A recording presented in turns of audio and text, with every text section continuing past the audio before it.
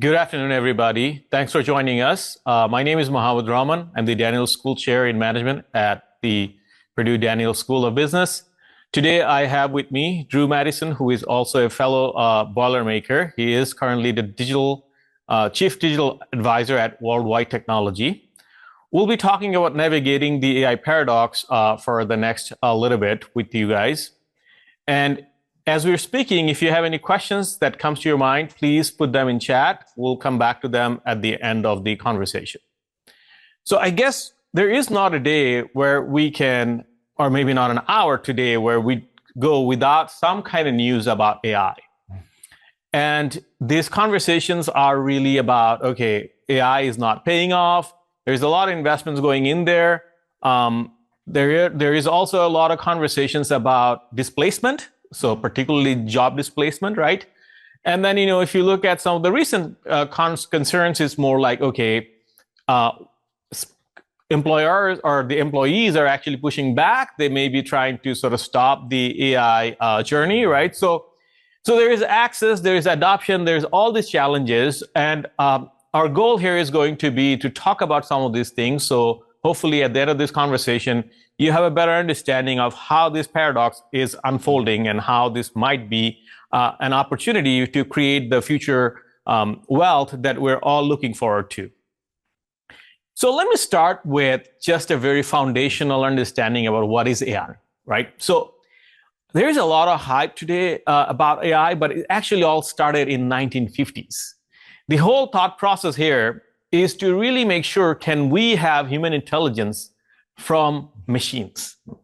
And that was all in terms of trying to have a lot of mathematical foundations, and then eventually that transformed into efforts to see, okay, can we do machine learning where we can learn from the data, historical data, with compute? Again, that all the foundational math really advanced very well in the 80s, but we didn't really have the compute. And we did not have the massive amount of data to really unlock the total value from those advancements. And then it eventually sort of evolved into thinking about what's called deep learning, where, okay, can we really now mimic human brain and how information moves within that sort of architecture within the machine learning? And there is that learning process. And that's what has been the foundation now to what has really commoditized or made this AI more popular is generative AI. Where now, okay, we're seeing these models are actually generating output. They seem like you're having a conversation with another fellow human sometimes, right? So people are talking about all of this. Now, when you think about the definition, it's more like, okay, machine learning or AI is actually perceiving the environment just like how humans would do, and try to use the learning intelligence to take actions like how humans would do, right? So these are all coming out of the goals that you give AI. And I felt like, that's important for us to sort of have that understanding as we talk about what's going on. Now, the first thing I want to talk about is, okay, this is a real technology. This is a real shift in the world. It's not like some of the other technologies that are affecting some parts of the economy or some industries. AI is a GPT, so it's not the chat GPT, it's the general purpose technology, right? So it's a general purpose technology, and when you think about sort of pedantic sort of definition for that, is number one, how pervasive is this technology? It's quite pervasive, it's becoming more and more pervasive, right? It is going to affect all industries, all walks of life, the whole global economy. Is it improving over time? That's something we always look for when we try to think about a GPT. Certainly is changing every week, if not every day. And then how much new innovation do you see from a technology like this? So if you apply this kind of foundational understanding, you're not going to see this with something like blockchain, but you will see this with artificial intelligence. That's why it's such a big deal. And just to put it in perspective, the most recent sort of GPTs one of the GPTs would be the internet. That totally fits all these definitions. And if you think back, when internet came about, everybody was not sure if you wanted to use internet, right? Now we cannot live without it. Right before that would be semiconductors or CPUs, computers. We could also go back to steam engines, electricity. So All just of them. Yep. try to put that in your perspective, right? That when you think of what this is going to do, it's going to do historically whatever these other GPTs have done. So it is going to be here. We just have to figure out how to use it well. Yeah, it's the speed. The speed at which it's happening is really the massive difference. Exactly. And that happens with every technology. The adoption and the speed at which it moves is always faster than the next GPT. Now let's try to think about a little bit about the economic properties, because economics gives us all these sort of trade-offs, the rules, right? So let me just make sure we kind of understand the basic economics of this technology. So number one, this is a prediction technology. Whatever model we're using, the classic machine learning was predicting for a particular purpose. If you look at the model, the generative AI models, they're actually more generally used, but they're still predicting. So it may look like, okay, I'm talking to a human, but actually they're trying to predict what the next token or the next word is going to be. I already talked about this is general purpose technology. I think third thing is important here because we're often worried about being displaced, being substituted. It is a human expertise centered technology. Ultimately, humans will decide how we use it, how we augment ourselves with this technology, and how we make these investments in this technology, how we unlock the values from it. There will be winners and losers. Just think back to the internet, right? So many of us probably remember Sears walking into these large retail stores. They are no longer there. A lot of kids remember going into Toys R Us. They no longer are there, right? So these are sort of losers of not using the technology in the right way. And that was the last wave, the internet, right? A big difference in this technology this time compared to maybe some of the other technologies we have seen, or maybe some of the other competitive advantage firms have. This is information goods. So it's a technical term, information goods, in the sense that, okay, these are sort of like creating information or intelligence with what's called non-rival use.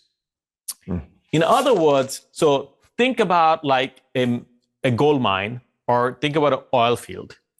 If a company owns the right to that, no one else can use that. And that's just not the case when you look at this machine learning or this AI technologies. So basically, anyone else can use the same model because many of these models are actually commercially available to your competitors, to you. Many of these data sets are available to a lot of people. So this non-rival use basically means others can use it at the same time. The value for you is not going down. It's not like if somebody else extracts all the oil, I have nothing left, right? That's not happening here. So the source of competitive advantage is going to be redesigned differently than having property right on something. All right, so let me talk a little bit about how this actually aligns with something that changed the American economy in terms of the machine. And the last sort of machines we kind of worried about, or the economy that was totally changed with machine, was in 1800s. So in 1800s, initially the factories were really involved in sort of producing a lot of firearms. From that arms, it started to sort of think about how can we build more sewing machines? How can you produce more sewing machines? And from that, it changed to, okay, how can we actually produce bicycles? Now, these things don't seem to be at all related, but everything involved really cutting steel with precision so that, you could actually produce the good that you cared about. Now, you made guns with steel, you made sewing machines with steel, and people made bicycles with steel, and actually they're quite apart in timeline, so gun to sewing machines to bicycles. It's not until actually sewing machines, at that point, there was some innovation to really do more precise cutting of the steel. And that became the foundation for spurring what's the whole industry is called the machine tool industry. And this machine tool industry seems totally disjointed from all these different products. But once that started, it really solved problem, and it really enabled all these different industries and different firms to do things. And when bicycles figured out how to take care of friction with, the balls and bearings, that actually allowed, finally, when we were talking about automobiles in the 1900th century, it could build all of that. It could build on all of that history from the previous 100 years to really not reinvent and really take advantage of the machine tool industry. Obviously, the speed in all of this was slower, right? And the other thing to think about is the technological disequilibrium that happens. So there's always new things that comes up, and there's a bottleneck, and then you solve this, the speed picks up, there'll be another bottleneck, right? And then the speed picks up. So let's try to put it all in perspective with AI. So if we think about AI, a lot of the stuff started with ImageNet, or even before that with symbolic AI. Different industries like DNA sequencing is a different problem than trying to figure out in a picture whether it's a dog or a cat. That's basically a labeling problem, right? Or you're trying to discriminate between outputs in different applications. But all of those things really allowed AI to mature to a point where, in my mind, now we have a transmission center, which is basically these models like generative models could be, and these modeling companies like whether it's Google, whether it's ChatGPT, like OpenAI, Anthropic, whatever the modeling companies are, these models have now become the transmission center where a healthcare firm now can say, hey, I'm going to take advantage of AI. A bank can say, I'm going to take advantage of AI, right? And all of this is happening. Now, if you think about the backbone of all of this, there is compute needed, there's data needed. We had a lot of compute when this all started. Now we're out of compute. Basically, there is a race to build a lot of data centers by all of these large tech companies and others. Pretty soon, we're going to be in this cycle where, we're going to see, okay, we solved this compute problem. Now we're going to create a bigger, more efficient model. Then that's going to create more data and more use cases. We're going to have a lot more data, more compute needed. We're going to run back to this, right?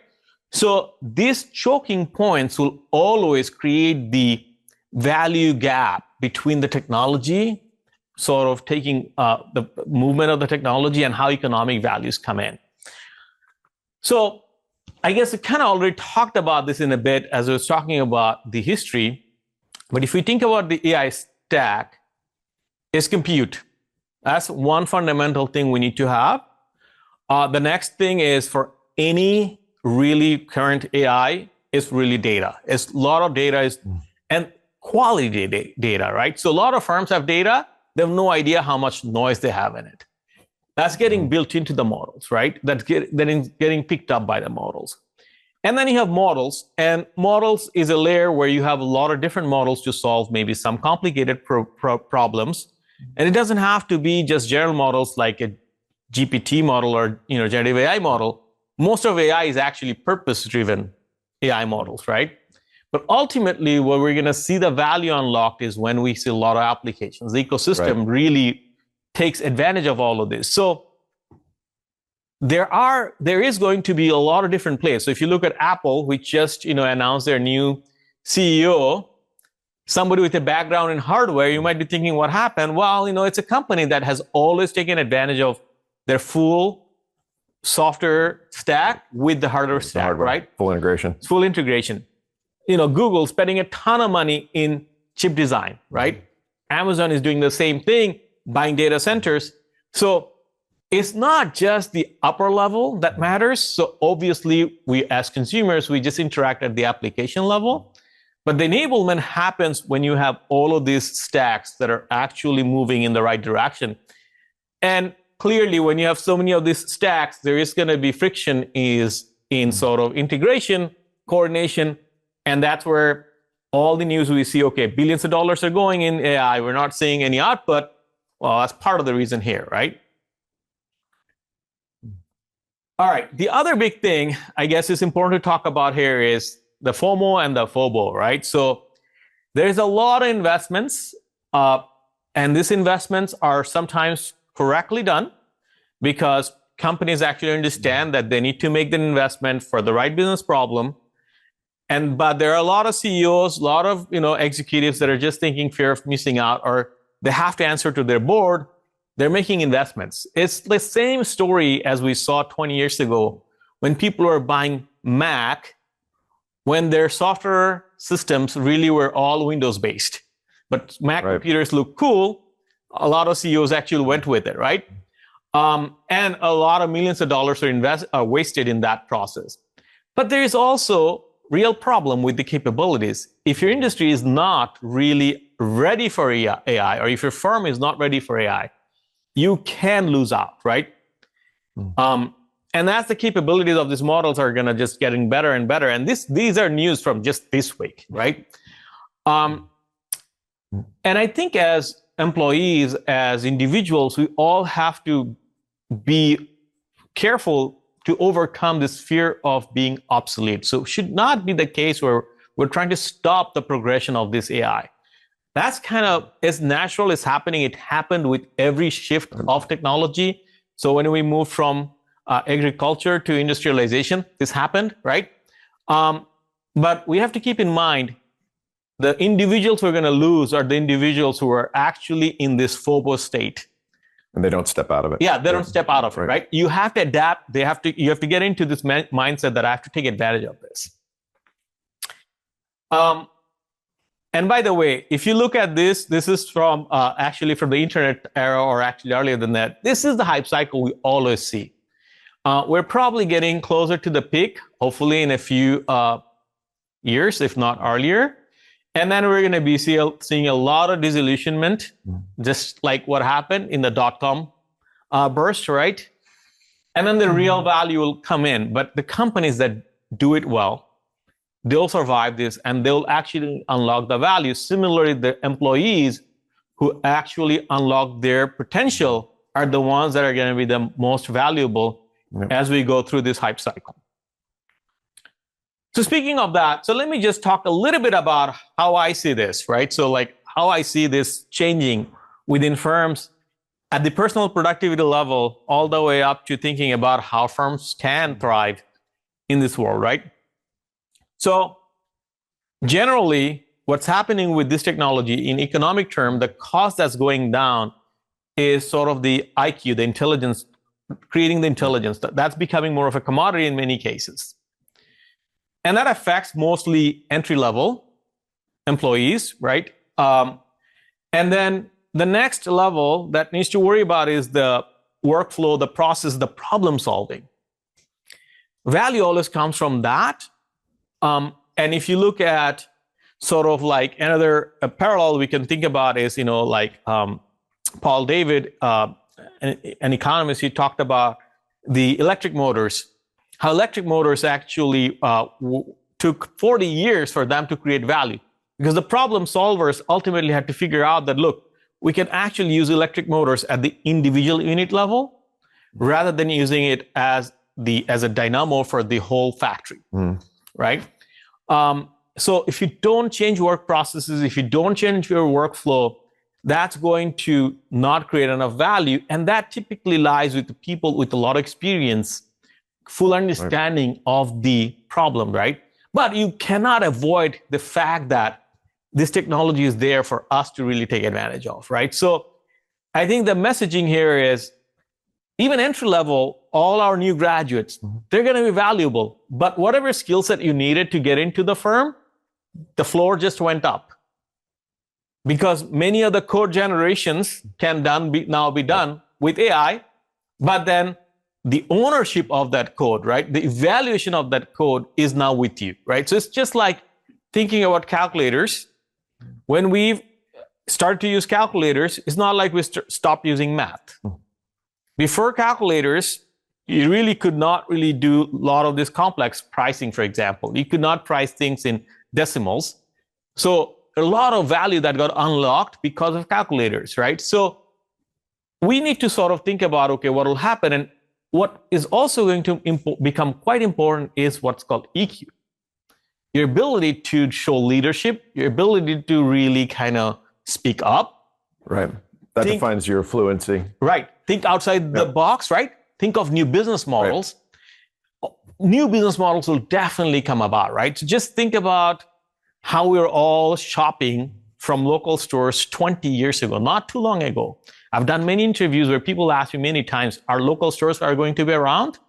I've always said, yes, they'll be around in a different form. Not exactly the same old way they're going to function, right? So I think we need to sort of embrace that idea that as an individual level, we have to add more and more skills to really understand how can we do more problem solving.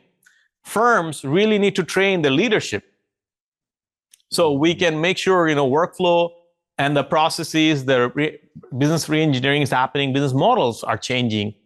And that will only happen if the leadership understands the depth and the potential of AI, right? All right. And then a couple of things, I guess, before I really turn it over to Drew to dig us through what he's seeing in industry. These are some of my thoughts. I think there is a lot of conversation that's tied back to the Turing trap. So the Turing test, for those of us who may need a refresher, is the whole idea is to see, okay, if AI can answer in a way where humans cannot differentiate whether it's coming from AI or humans. And that gives us this thinking about, okay, is it as good as humans? And that's where we start to talk about automation or substitution. But I think the right way to think about it is actually the augmentation, the centaur idea, like human superpower. What we want to really think about is how can we as humans improve my productivity? So think about 10x productivity with the help of AI. So I use AI personally way better for personal productivity. And similarly, firms, by making sure the employees are all upskilled and you recruit the right kind of employees, you actually have a lot of centaurs where they know where to use AI, because your workforce is no longer just going to be humans. Workforce will include a lot of AI agents as well, right? Your entry-level workers will manage, for the first time in history, a bunch of other employees. They're just AI agents, right? So you have to think about how do we really unlock this power of Centaur. But I want to also make sure we have some cautionary thought here, right? AI unlocks a lot of power, like a lot of instrumentation power, where you can really track every move of an employee. Right. That can really harm the psychological safety of employees as they experiment, as they think about, how to do things better, how to do things. This Meta's announcement just 2 days ago, right? Right. They're tracking all the interactions on their employees' computers. So you need to be careful, right? So you really have to be careful in making sure you empower employees, enable them to really unlock the value, not really take away the psychological safety. And the final thought I have is, this is the worst technology you will see in terms of in your life as it relates to AI. Whatever we have today is going to be the worst of it. Whatever we had 2 years ago, that was the worst of it. It's going to get better and better. So this technology is a so-so technology right now. That means there's a lot of friction. That means it's not going to do everything correctly. And if you say, oh, it doesn't work. Well, yes, it doesn't work. But that's where we have to work toward making it work and realize that it has limitations. At the same time, we can say, look, it can do everything. I've heard both sides. That's also not right. You really have to think about the frictions that this will bring in. It cannot do everything. You cannot just say, it is a magic. I will replace all the software companies with AI agents. I'll remove all my humans from my organization. Then you're not going to have problem solvers. And pretty soon you're going to be looking for employees and you are not going to find them. So I think that apprenticeship model that is important within firms, where you start at a low level to learn the culture, to learn the business, that still is important, that still will be there in a more accelerated form. So everything has to be upskilled. But those of us who are at the leadership level, we cannot just ignore the fact that we have to upskill ourselves, right? So I guess Drew, I want to really sort of see, what are you seeing in industry from your practice perspective, right? And tell us a bit more about what's going on. Yeah, well, first of all, thank you. A ton of great points that we could spend hours diving into.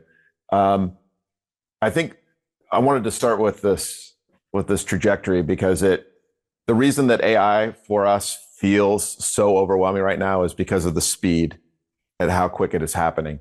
It is at the forefront of all the conversations we're having with all of our customers, middle market. We do a vast majority of our clients are enterprise level, and they are all at board level. They're having these conversations, and it is scary because of the amount of technology that's getting used. The shadow AI. People are bringing in their own tools.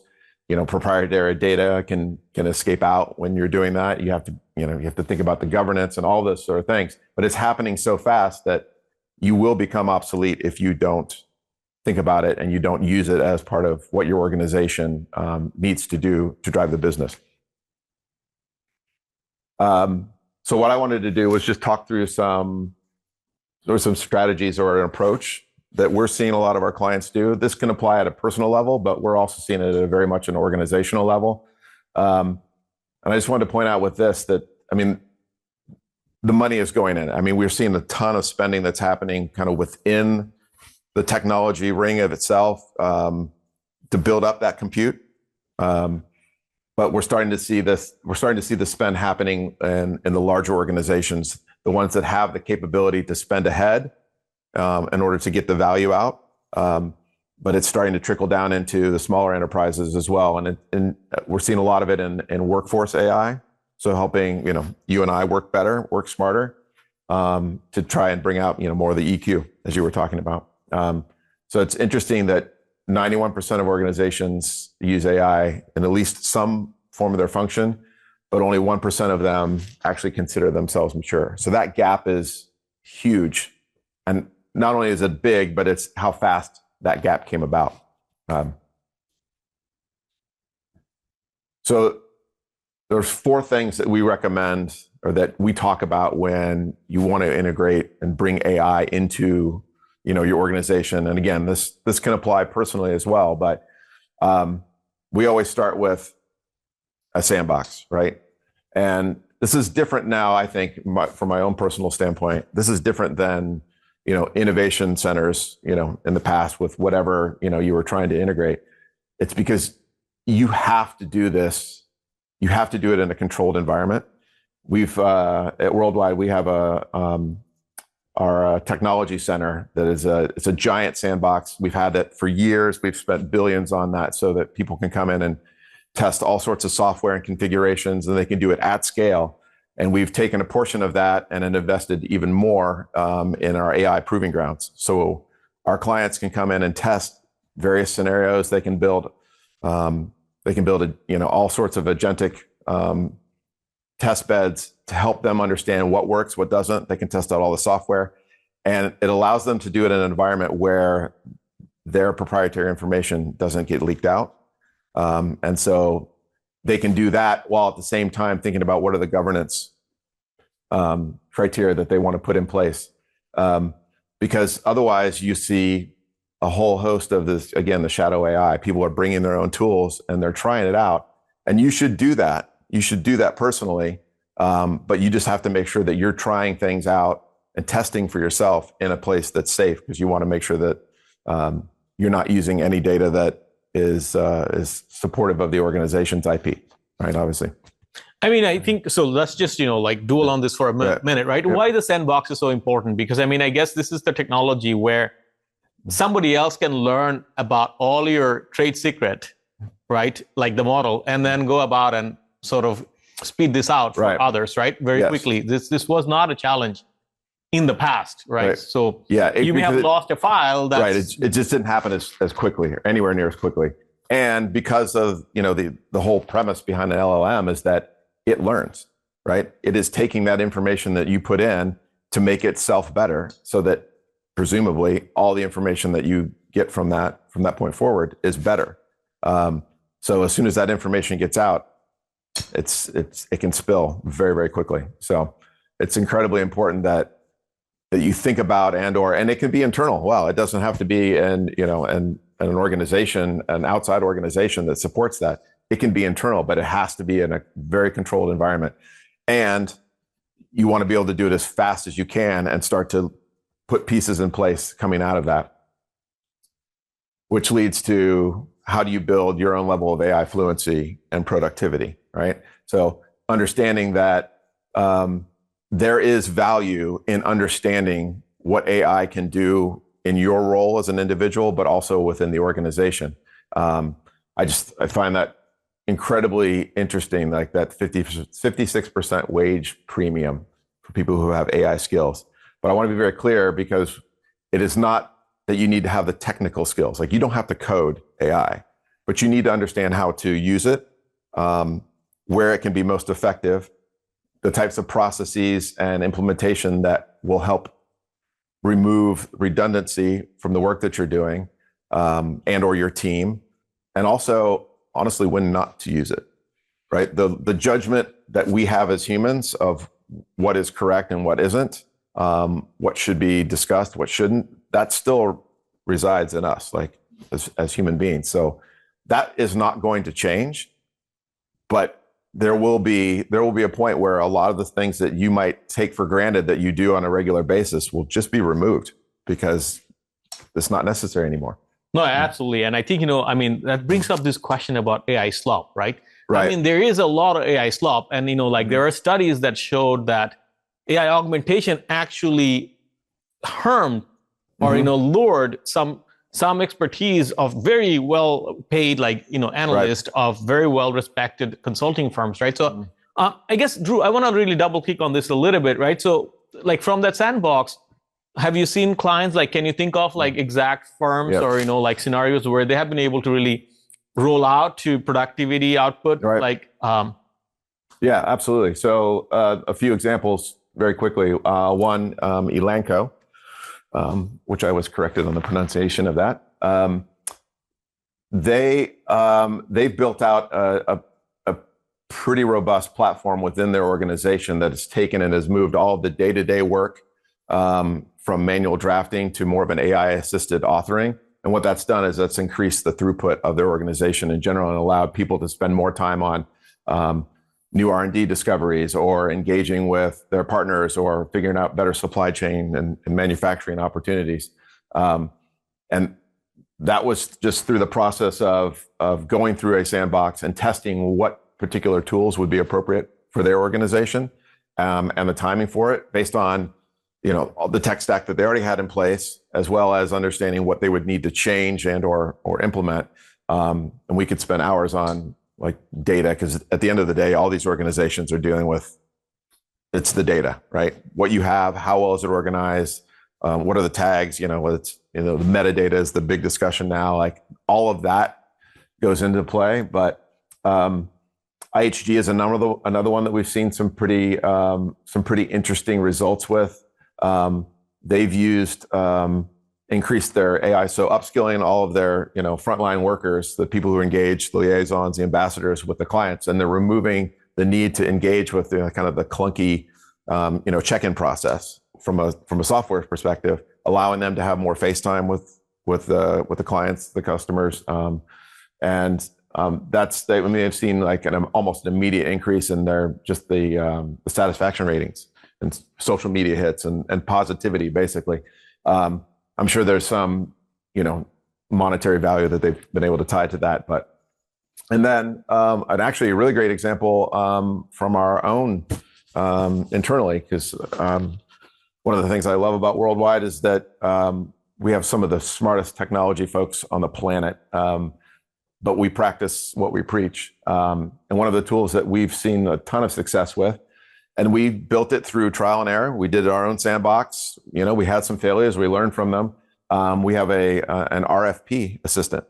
And what it's done is it's actually increased by 80% time to first draft of a proposal.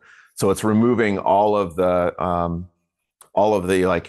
collecting all the data and making all the phone calls to, for different, different sections and what information is needed for that. So it's made it very reusable, and it allows like the AI it handles the drafting and the summarization and the retrieval so that, our client executives can focus on the tailoring and the judgment that's needed to actually respond to that specific RFP for that particular client. And it's, a massive increase in our proposals. It's also allowed us to understand if there's an RFP that we shouldn't respond to. Like, what are our chances of winning of that one? If it's not great, it gives us that information faster. And we've also been able to respond to RFPs that we can now be more proactive. We're not just waiting for them to come in. We're starting to look for them where, someone may not have thought of who we are and isn't really aware of what we can do. So we've been able to be more proactive on that, which is great. Third, and this is kind of the biggest one, is the transformation. So how do you take it from, how do you start to bring this into being within your organization? We're seeing it all across the industries at different scales, at different speeds, but we call this the AI foundry. So how do you take it from the understanding of what's possible within the sandbox? You have the AI fluency in what you need to do. Like, how do you bring that about?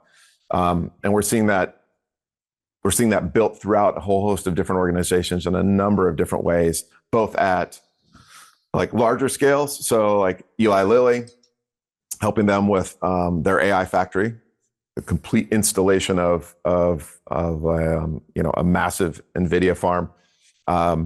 And we've seen it with folks like, it's a large global mining operator, where they're doing digital twins for optimizing the trucks that haul the ore in and out. This is really interesting. So we helped build a digital twin of their mining operations, so the dispatchers could simulate and optimize like over the 70 plus trucks or rigs per day, so they could do that with AI and ML rather than the manual tuning that was required. And so it delivered a 2 to 3% production increase, which doesn't sound significant, except when you start to look at it in numbers, and that's over a $40 to $60 million added hour or output per day. Just because we could take the digital twin, we could see where things were likely to break based on the history, based on the data.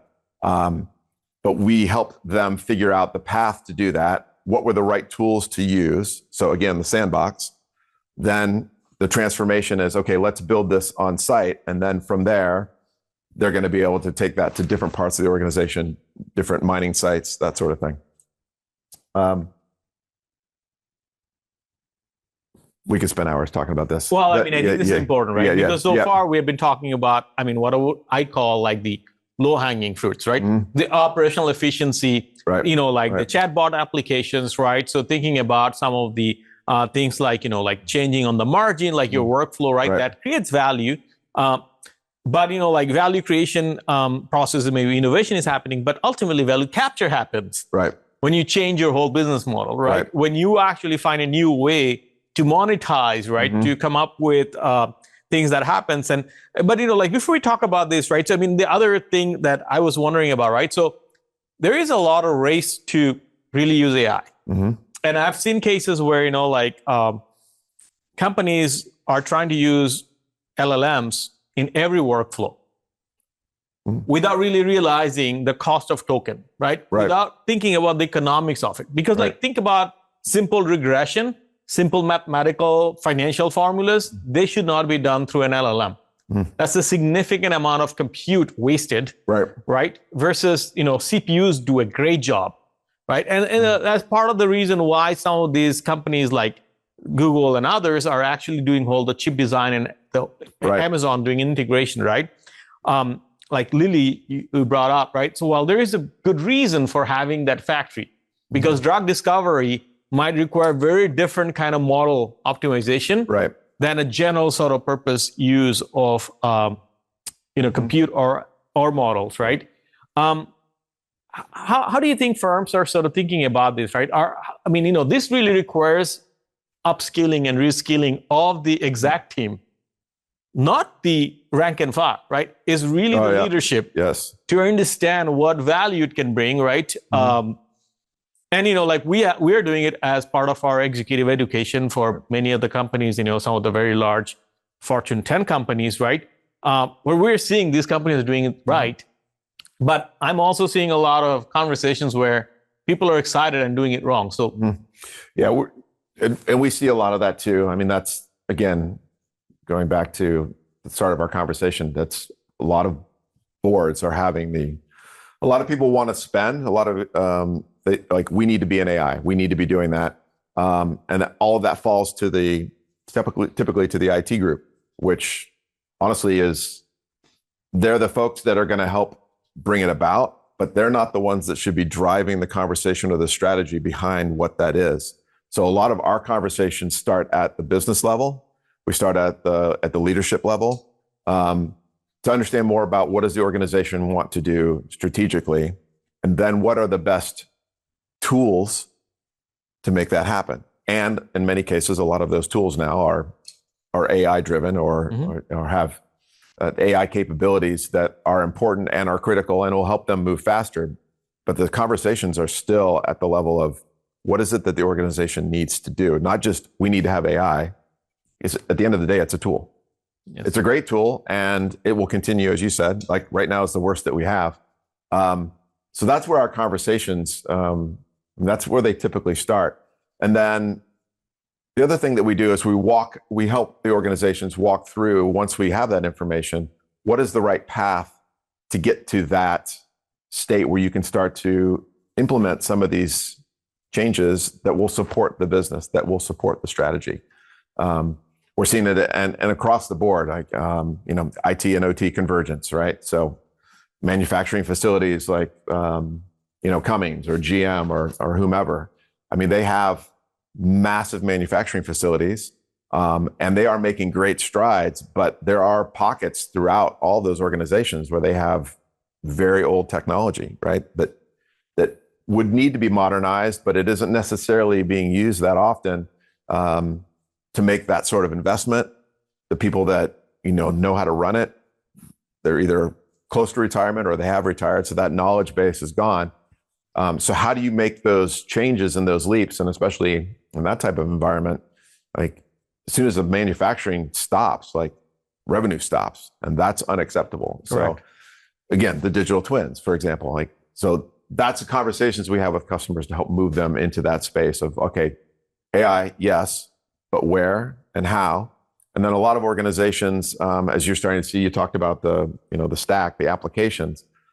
I mean, it's every day now there are, software as a service, application, AI as a service, right? So a lot of organizations are going to that so that they can get the economies of scale that they need, but they don't have to make the level of investment that, organizations like an Eli Lilly or a number of the banks that we work with, where they're making, huge investments in their own, AI factories.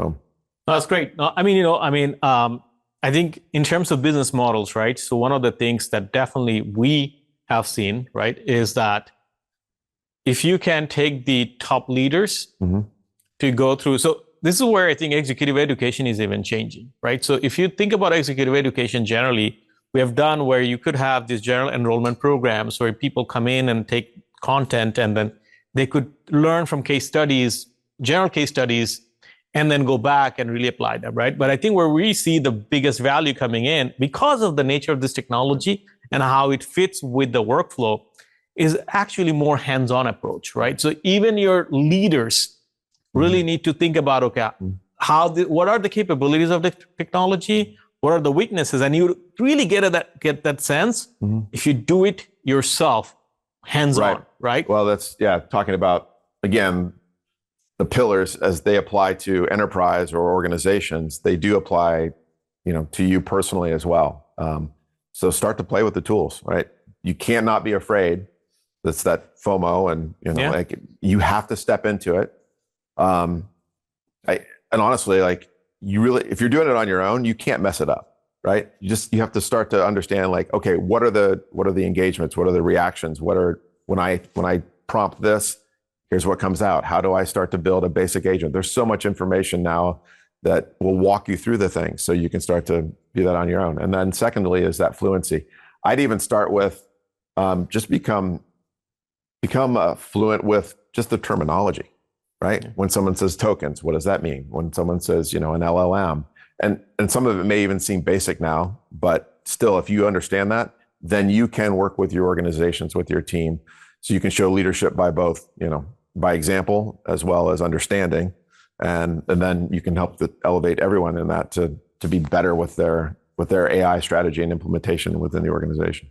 No, love it. Yeah. I don't know. I think we have a lot of questions, so maybe we should take a few questions. We have about 10, 15 minutes left. So we have a few questions. And on the topic of fluency, the 56% pay premium struck a chord. We have a couple of questions on which specific skills should people seek to acquire, and how might they go about acquiring those?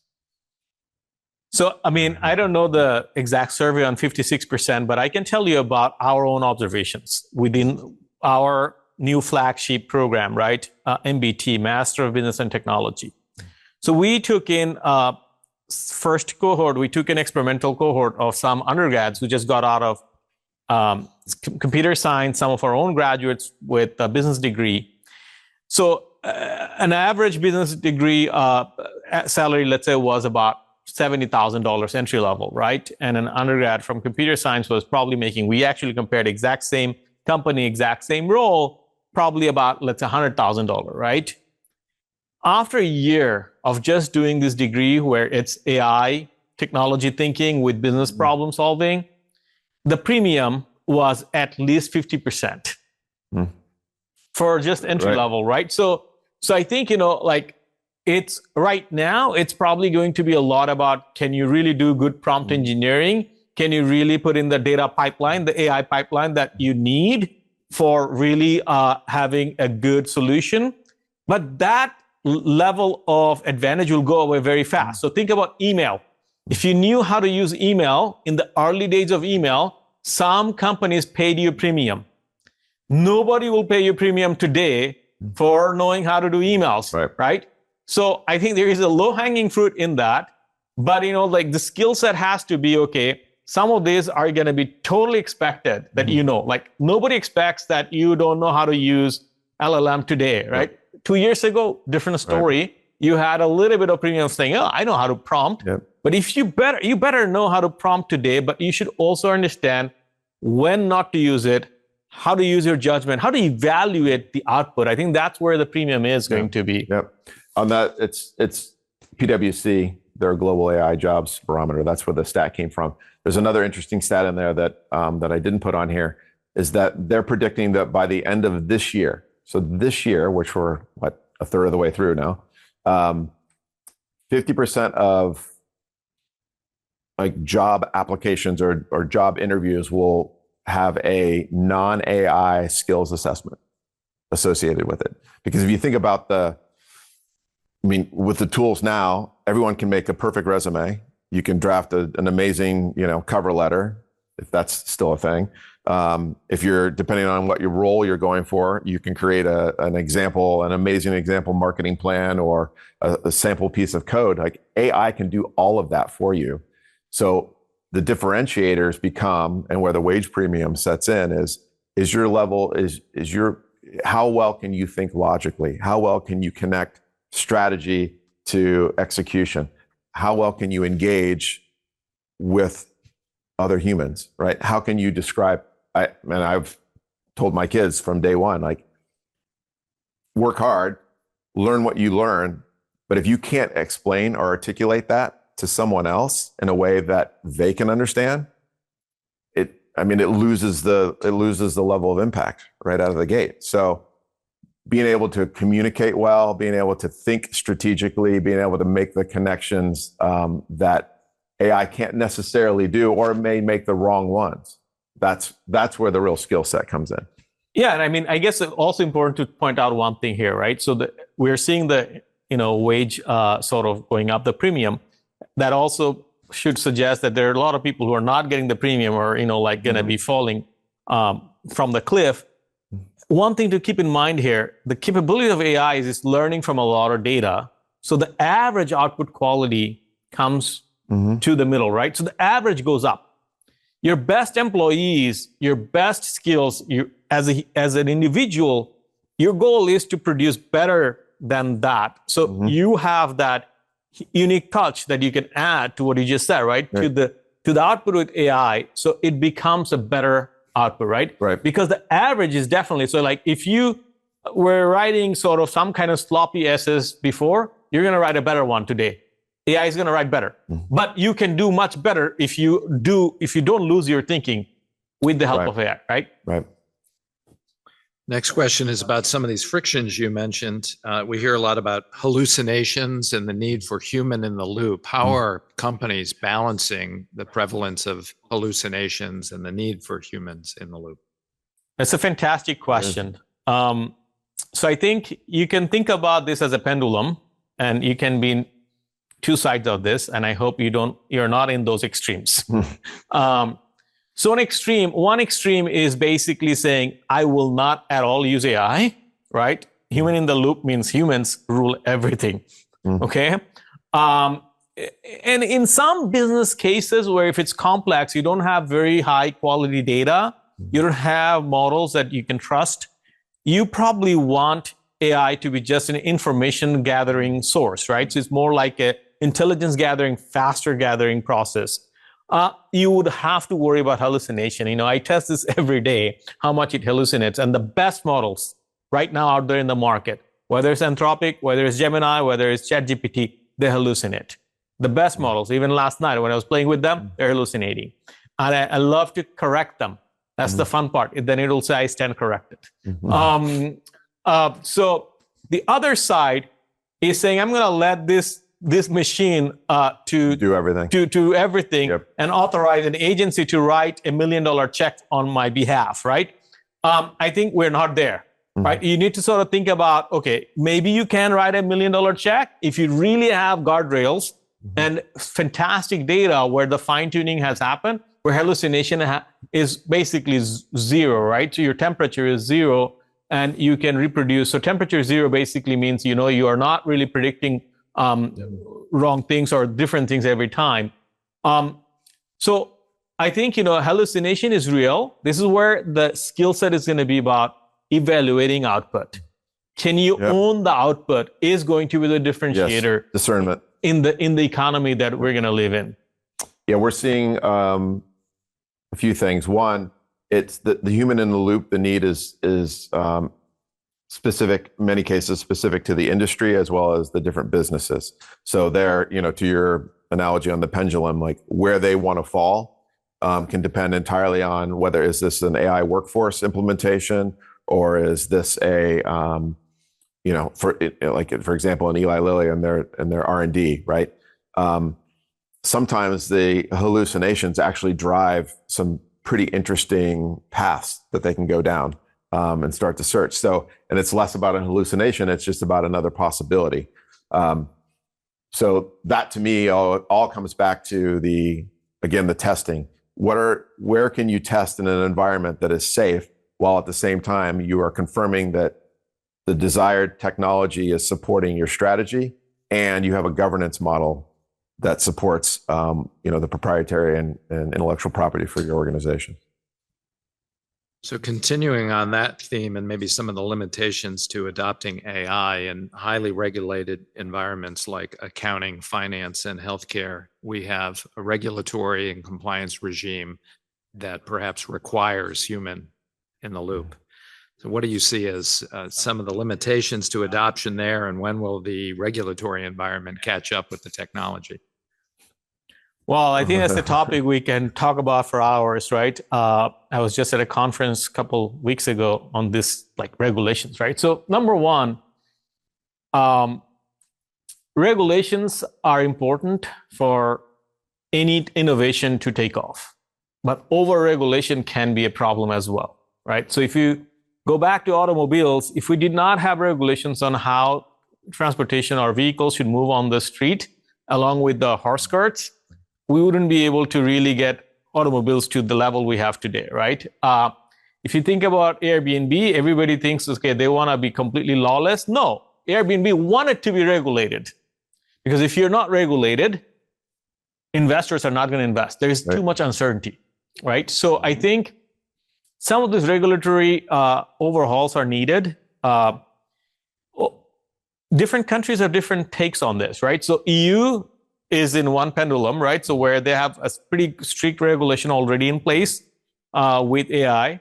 China is in a different place where it's actually very lightly regulated, giving a lot of certainty in terms of investments coming in, but not really putting in a lot of restrictions. And I guess in the US, we're still trying to figure out how we want to regulate, right? So, and different states have different take on it. So that's the disaster. We don't want every state to regulate this very differently. We have to really figure out how to regulate this right. I think in a place like healthcare, clearly we're dealing with human lives, so we have to be careful. But I think we have to take care of some of this regulatory burden in a way. So I can see a drug approval process being so cumbersome today and delaying some of these drugs that can come out and really save lives. So maybe there is a faster way to really, like how we can, the regulators and the companies, the drug developer, pharmaceutical, like Eli Lilly, can interact with each other and really give a lot of transparency in terms of the data generation process and the AI models. So this process moves faster, right? That doesn't mean that we can just say, you know what, we're going to get rid of the trials. We still need clinical trials to really understand the biological reactions to these drugs, right? But we probably don't need a lot of the red tape or the communications hurdles we have, right, that we can take away. I think financial industry is another industry where we have our money, so we're all worried about it, right? When bank ATMs came out, people were really worried that all the bank tellers would be gone. That didn't happen. We actually really changed how banks work and how we interact with our bank, right? So I think regulation has to allow us to innovate within the financial industry as well, where we can say, hey, look, with the help of AI, now we can do things that we haven't done before. But we have to have safety so that people don't lose out a lot of money and we lose out faith in the system. Yeah, the whole idea of AI sovereignty and where it's happening and how fast, especially for what we see in our enterprise level clients, that's a huge concern.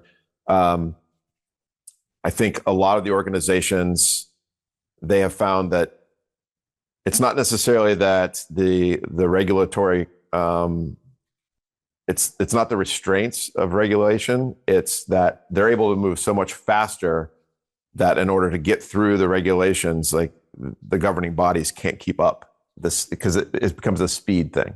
Now, I agree with you 100% that it's like there has to be some sort of regulatory shift and to allow innovation to happen and to grow.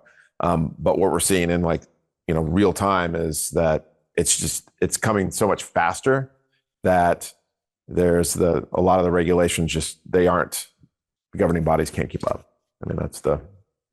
Well, thanks, Drew. Thanks everyone for joining us. I think we're at the end of our time. So we appreciate all of you for joining us and raising all these thought-provoking questions. Drew, for really sharing all these examples. And then we hope that you will stay engaged with the Daniel School of Business. And we hope to see you in our future series.